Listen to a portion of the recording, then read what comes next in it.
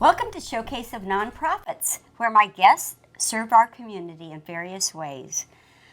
This show is designed to show you, the viewer, resources that you, your family, your friends, or other people you know might have a need for. At the end of the show, there will be a time for you to write down the contact information. And today, my guests are from the Salvation Army, who I'm sure you all are familiar with. You're used to seeing the little bell and the buckets at Christmas time. But you know, there's a lot more that goes on with the Salvation Army. So today we're going to show you and talk about some of that. My guests today are Majors Robert and Jill Steiner. Hi. And they are the coordinators for the Portland metro area. That's right. And can you tell me what that means? Well, what we do is the programs we're going to talk about today, we basically oversee those programs. And we help equip our program directors and our officers in any way they may need help. Good. And how long have you been in the Portland area? Well, we've been here at Salvation Army since 1886, so for quite a while, over 130 years. That's wonderful. Yeah, that's long wonderful. Time. Well, and right now we're going to show a video, actually narrated by Walter Cronkite, and it shows the progression of the Salvation Army. And so now we'll be able to see that.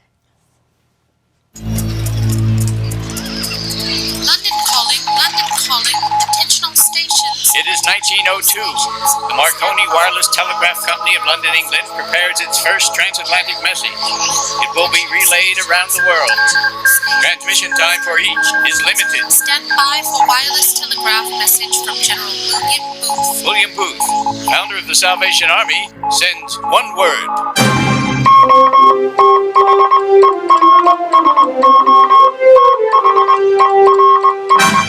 I'm Walter Cronkite, here to tell you the story of one of America's favorite charities, the Salvation Army. Have you wondered who these people are?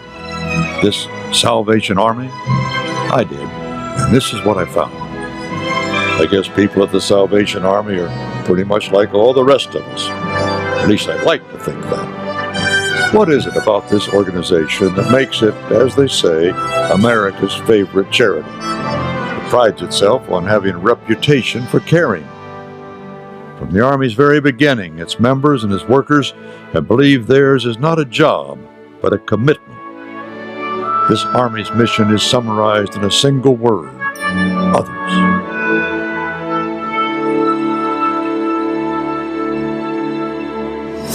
The year is 1865. The American Civil War is quickly approaching its tortuous end. Lincoln has delivered his magnificent second inaugural, urging malice toward none and charity for all. In Britain, William Booth, a 36-year-old Methodist minister whose wife Catherine was pregnant with their fourth child, resigned his position as pastor of a comfortable church and aimed the thrust of his ministry at the wretched poverty of London's East End.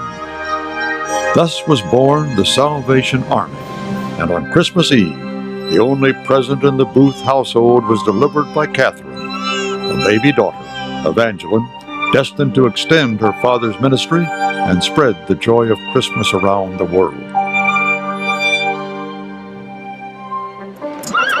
It's 1880, just 15 years after the Salvation Army's birth. New York newspapers recorded the arrival of a young man in full military uniform, accompanied by what were described as 7 Hallelujah lassies. His name was George Scott Railton, and he claimed to have orders from General William Booth of the Salvation Army to begin the Army's work in the United States. Near the docks in Battery Park, Railton and the 7 lassies attracted considerable attention with their singing and their preaching. He claimed he was ordered to wage war against evil and despair. Then he marched all who would follow to Mrs. Doolittle's 5 Points mission. In just 3 years, the Army spanned the continent with the simplicity of its spiritual and social message of hope and change.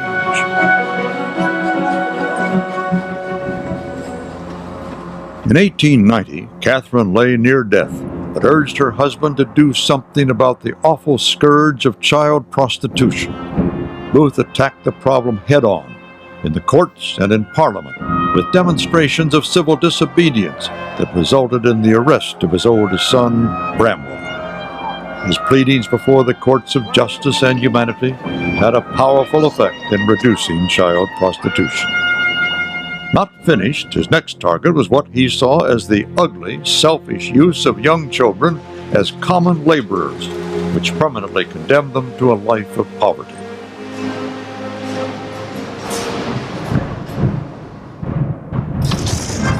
Eva spends it all, the New York headlines trumpet in April of 1906. The infant Christmas present to Catherine and William Booth is now the national commander of the Salvation Army in America. San Francisco has just experienced a deadly earthquake and fire which ravaged the entire city with death and destruction everywhere. The commander, as she liked to be called, took more than $4 million, the Army's entire available resource for 1906, to the devastated city and spent it in relief of human suffering and pain. When challenged by the press, all she replied was, "God will provide." The record reveals he did. In 1912, as William Booth passed into glory, the world stood poised on the brink of war. World War I began in 1914, and by 1917 the United States was part of it. Eva, ever the national commander, won General John J. Pershing's approval and sent young men and women with the troops into the lines, bringing food and care and a touch of home. The Donut Girls of World War I seem elevated in myth, but history proves the reality of their courage. Story after story from every regiment and division, from every branch of service, revealed the compassion and selfless dedication of a different kind of army, a Salvation Army. Buddies, they were called, angels of the battlefield, bringing comfort and peace in the midst of war. The historic and memorable relationship of the Salvation Army with America's fighting men and women has continued through every armed conflict this nation has fought, always going over the top. And what of the Salvation Army today? That same sense of compassion, that same selfless dedication and devotion to people in need are the hallmarks of their creed. The Salvation Army stands for hope, its founder William Booth said. When every other light is extinguished and every other star has gone down, this one beacon shines steadily and clearly from the darkened sky, he said. If I could only get to the Salvation Army, they will do something for me. Throughout the entire world, from the killing fields of Rwanda to the snow-covered villages of genocide-ravaged Bosnia, this Army's mission is summarized in a single word: others. That's their motto, their mission, and their commitment. Wherever human or natural disaster strikes, the Salvation Army still wages war. Its troops still go over the top for the hearts of men and women as they confront despair and disillusionment, as they attack alcoholism and addiction, and wage war against poverty and evil. It's a unique group of people in those uniforms whose good deeds have been prevalent throughout its history.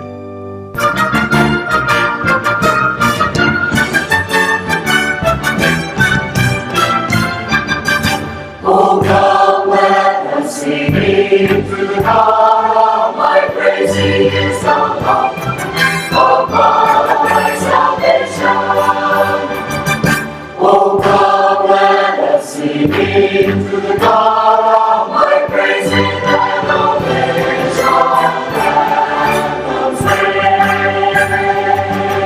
Forever I will sing of His excellent greatness. And before the show, you were telling me a little bit more about William Booth that founded the Salvation Army? Yes, just a little historical tidbit that's kind of interesting.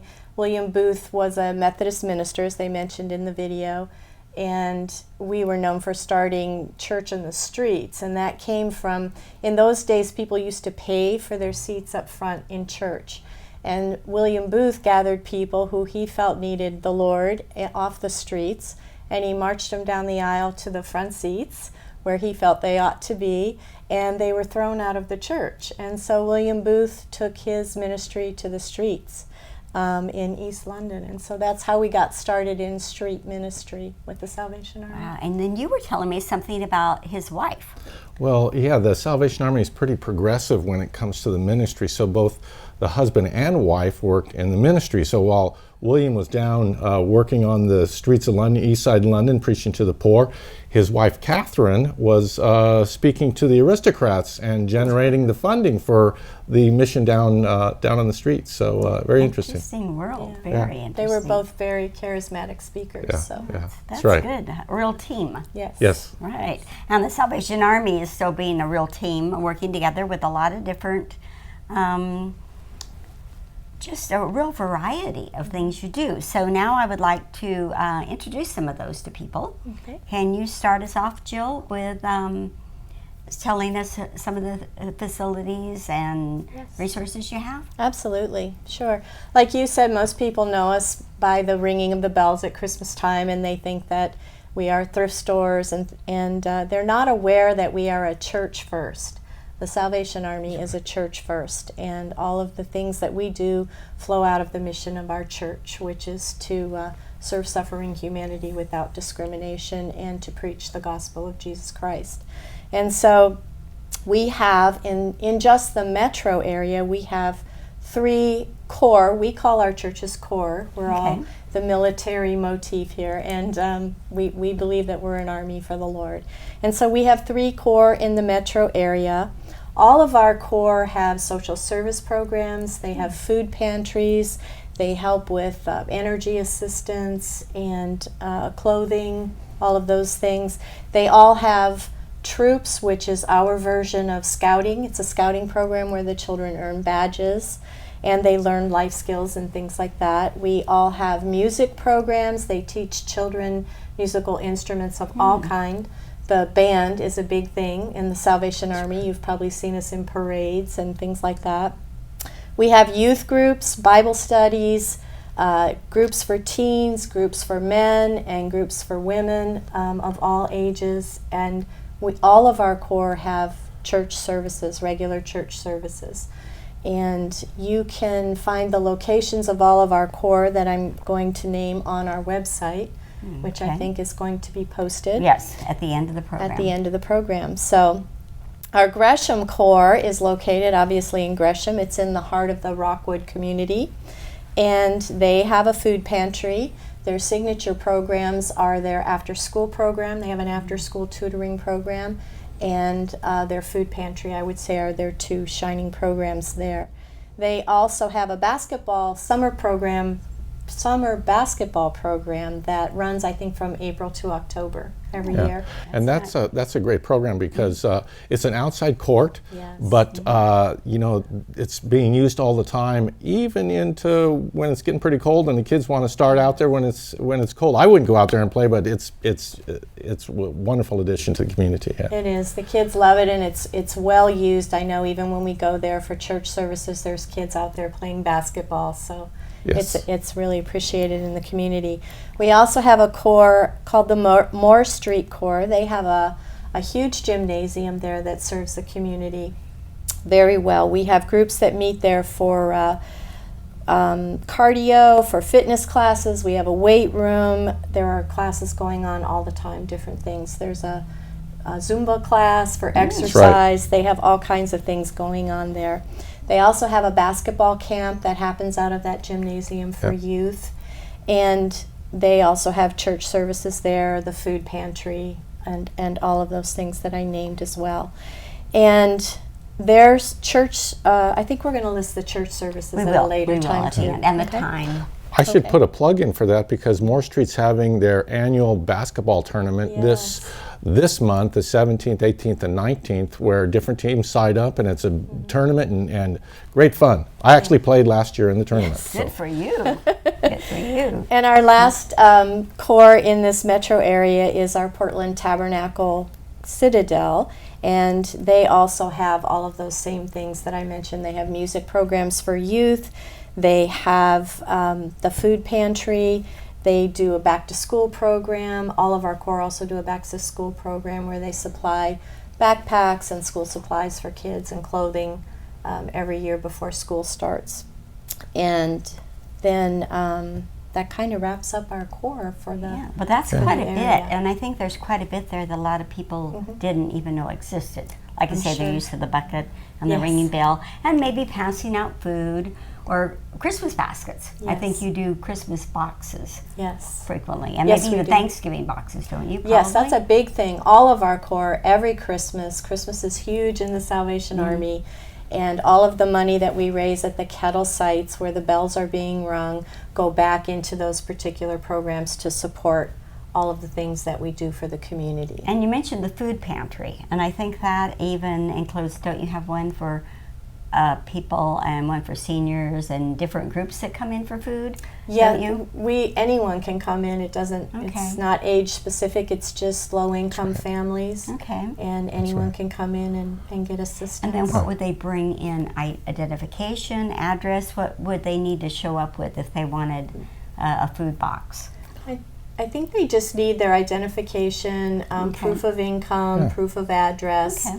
Very simple, specific things. Well, that's very helpful. And just to note, as you know, we rang the bell earlier when we Right, started the right, program. So that is one of our big fundraising times of the year is the holiday season, and so the funds that are raised actually help us keep going all year round. Good, So good. folks should know that when they're giving to the kettles, it's helping us keep these very programs that Jill mentioned going all year round. So it's very much needed. Okay. And then can you tell me, I think you had some other programs you could tell us about. Yeah, besides our core, our church locations, and all the services that are happening out of there, we have some sheltering programs in the wonderful. Portland Metro. We have 5 large sheltering programs. SAFES is our homeless shelter for ladies. It stands for Salvation Army Female Emergency Shelter, and that's down on the corner of Burnside and 2nd. And I don't know if, I've watched some movies shot at in Portland before, and there's that old Salvation Army neon sign, Okay. and there's that old neon sign of a lighthouse there, and Okay, right. and folks might have seen, Lucy, maybe you've even seen that before, but great things happening down at the Safe Shelter for ladies, so ladies can come down and it's an emergency shelter, and actually 2 programs out of there, the emergency shelter, and then we also have a transitional living shelter with 34 rooms that allow the ladies to get their lives a little more in order and then move into permanent housing. Same thing with the emergency shelter, though. We want the ladies to come in, provide case management, we provide financial assistant, work on a housing plan for them, coach them through things so they can also transition into permanent housing and into more self-sufficient lifestyle. That's just one.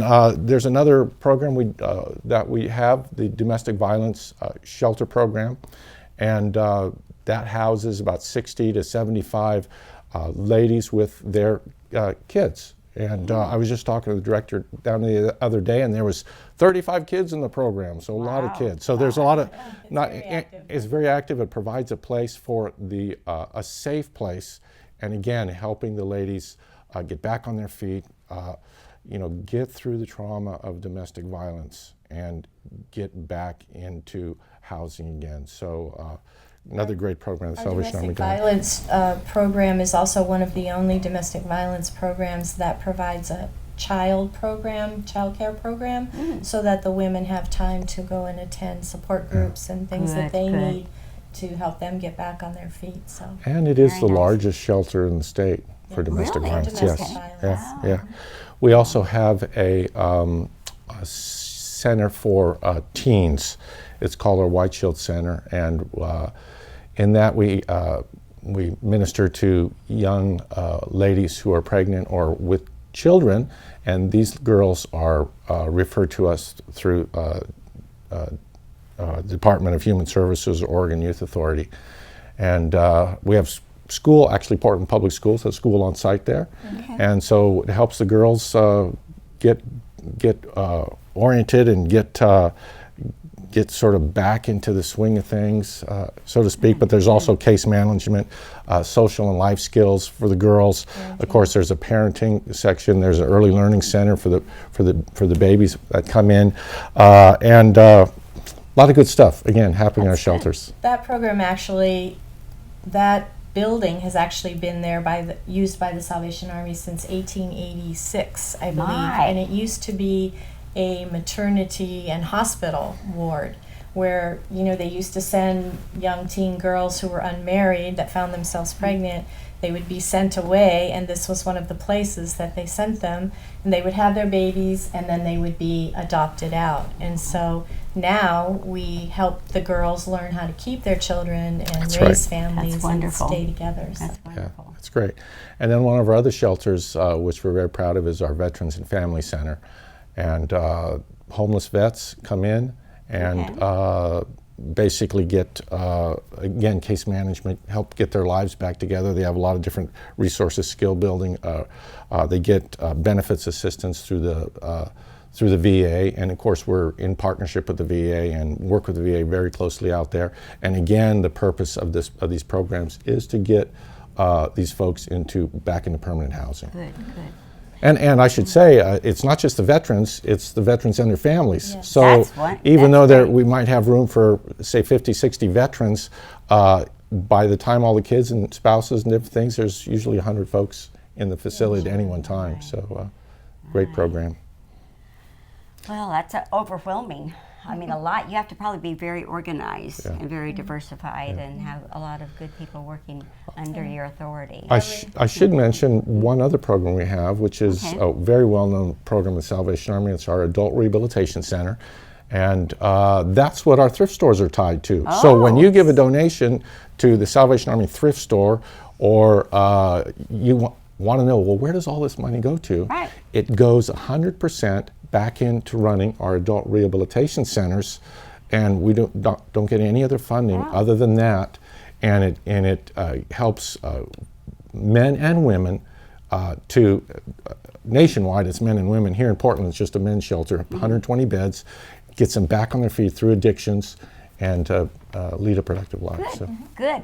Well, it looks like we're almost running out of time. We do want to show where people could copy down information, your website, and also some of the church locations where they can actually go to a chapel. Okay.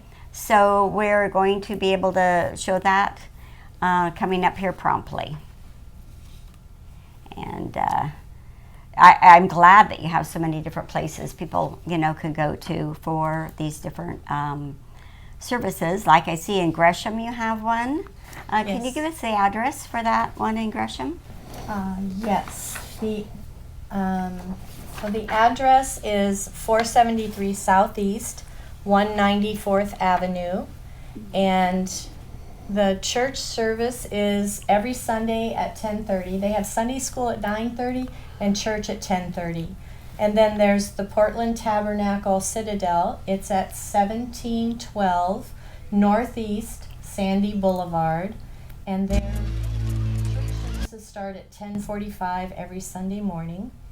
And Moore Street address is 5325 North Williams Avenue, and their church services start at 11 o'clock.